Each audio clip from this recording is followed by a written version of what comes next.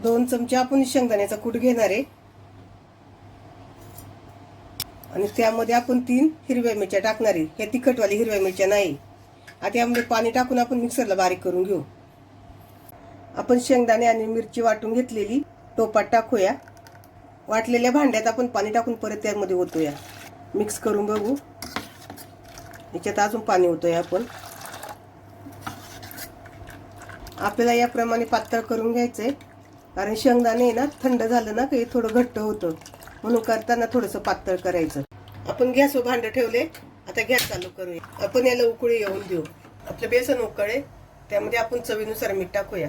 इथं आपण शेंगदाण्याचं बेसन केलंय. तुम्ही हे बेसन खिचडी सोबत, रताळ, चपाती आणि भाकरी सोबत पण खाऊ शकता.